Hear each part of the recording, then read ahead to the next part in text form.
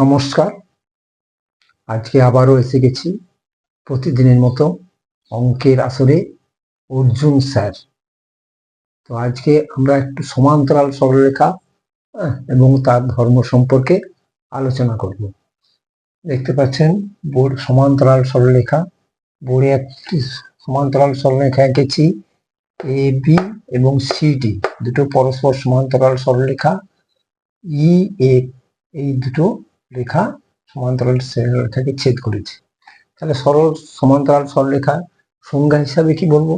সমান্তরাল সরলরেখা যদি দুটি সরলরেখাকে উভয় দিকে বর্ধিত করা হয় যে উহারা যদি কখনো পরস্পরকে ছেদ না করে, তাহলে উহাদেরকে পরস্পরের সমান্তরাল সরল রেখা বলে।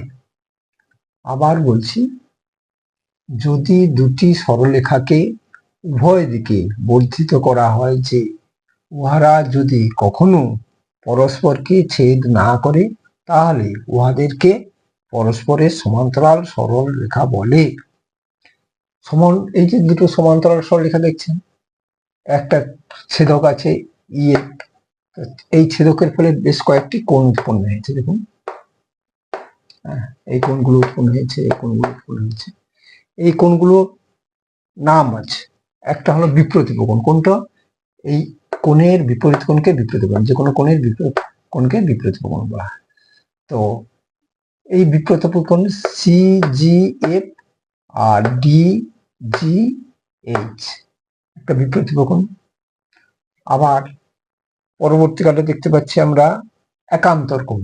একান্তর কোণ দুটো কোণ, এইটা আর এইটা, অর্থাৎ ডি জি এইচ এবং এ এইচ জি, এই কোণটা একান্তর কোণ। এই একান্তর কোণ দুটো পরস্পর সমান হয়। এই যে বিপ্রতীপ কোণ দেখালাম, এটাও পরস্পর সমান হয়। এগুলো সমান্তরাল সরলরেখার ধর্ম। আবার বিপ্রতীপ কোণ, একান্তর কোণ হলো। এবার আসছে অনুরূপ কোণে। অনুরূপ কোণ এক ছেদকের একই দিকে অবস্থিত এই একই রকম কোণগুলোকে অনুরূপ কোণ বলে। এই অনুরূপ কোণ, এটা অনুরূপ কোণ, অর্থাৎ ডি জি এইচ এবং ডি এইচ ই, এই দুটো হলো অনুরূপ কোণ। এই অনুরূপ কোণ দুটো পরস্পরের সমান হয়। তারপরে আছে অন্তঃকোণ।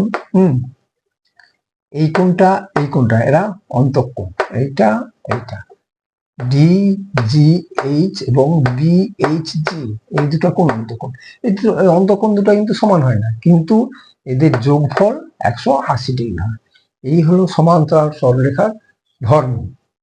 তো আবার আজকের এই মতো শেষ করার আগে বলছি, আপনারা আমার এই চ্যানেলটি অঙ্কের আসরে অর্জুন স্যার, এই চ্যানেলটি সাবস্ক্রাইব করবেন, পরে লাইক ও শেয়ার করে দেবেন আপনাদের বন্ধু বান্ধবের উপকারার্থে।